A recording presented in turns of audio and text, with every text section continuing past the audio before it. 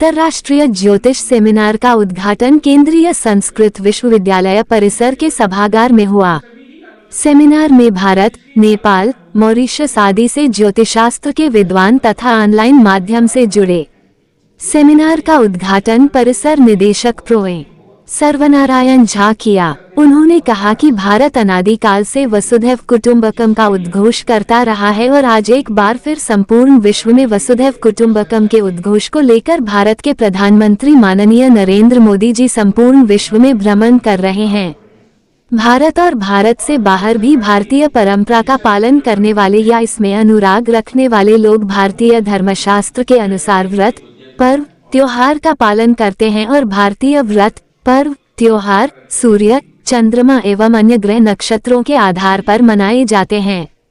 सूर्य, चंद्र, अन्य ग्रह और नक्षत्र आदि संपूर्ण विश्व के लिए एक हैं, इसलिए उससे उत्पन्न स्थिति के कारण व्रत, पर्व, त्योहार एक जैसा होना स्वाभाविक है।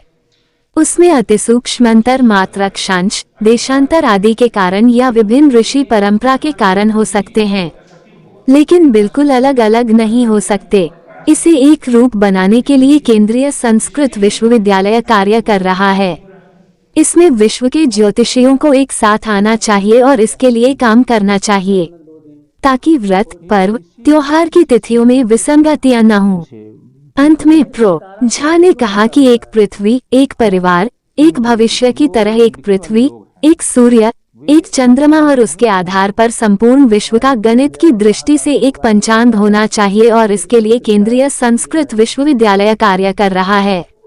वहीं नेपाल पंचांग निर्णायक विकास समिति के अध्यक्ष प्रो श्री कृष्ण अधिकारी ने कहा कि भारत और नेपाल की संस्कृति और सभ्यता, व्रत, पर्व और धर्माचरण एक जैसे हैं, इसलिए दोनों देशों के पंचांग निर्माण का आधार ग्रंथ और उनके अनुसार व्रत, पर्व समान तिथियों में होना चाहिए और इसके लिए दोनों देशों को सम्मिलित प्रयास करना चाहिए।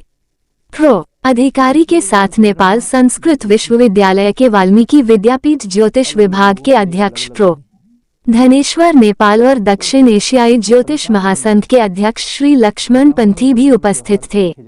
उत्तराखंड संस्कृत विश्वविद्यालय के पूर्व कुलपति प्रो देवी प्रसाद त्रिपाठी ने कहा कि आज इसकी आवश्यकता है कि भारतीय परंपरा के सिद्धांत ज्योतिष के ग्रंथों को परिष्कृत किया जाए और संपूर्ण देश में पंचांग की परंपरा अलग अलग हो, किंतु गणित तो एक ही है। लेकिन अष्टमी तिथि का जो गणित है वह तो सूर्य और चंद्रमा की दूरी के आधार पर है, वह तो सभी के लिए बराबर है, सभी के लिए एक है। फिर अलग अलग पंचांगों में अलग अलग कैसे हो सकता है? और यदि ऐसा हो रहा है, अलग अलग पंचांगों के लिए अलग अलग हो रहा है, तो उसके लिए उत्तरदायी कौन है? ज्योतिष शास्त्र के लोग जो पंचांग बनाने वाले हैं। ये तो धर्म से जुड़ा हुआ मामला है। यदि हमारे गणना के आधार पर आप गलत समय में व्रत, पर्व, त्योहार करते हैं, तो उसका अधर्म किसको होगा? गणित करने वाले, पंचांग बनाने वाले को। तो इस तरह की समस्या से निस्तारण हो, इस तरह की समस्या का निस्तारण हो, एक पंचांग बने, शुद्ध पंचांग बने, उसका एक स्टैंडर्ड मेंटेन हो और समाज में भी यह संदेश जाए कि पंचांग वह देखना है जो संस्कृत विश्वविद्यालय बना रहा है। यह नहीं देखना है कि जहां जो भी मिल जा रहा है उसको आधार बना करके करने लगे।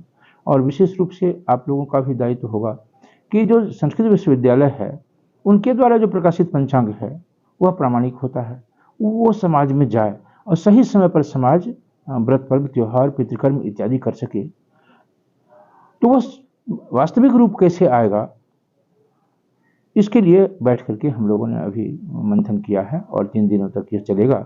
उसके साथ साथ दूसरे जो विषय हैं, आजकल रोग की बहुत बड़ी समस्या है, व्याधियों की समस्या है, विवाह में विलंब हो रहे हैं, तलाक हो रहे हैं, राजनीतिक दलों का बिल्कुल से ऐसा हो गया कि कोई नैतिक मूल्य नहीं रह गया। तो ये क्यों हो रहा है? ज्योतिषीय दृष्टि से इन बातों का विचार करने के लिए हम लोग सभी एकत्रित हुए।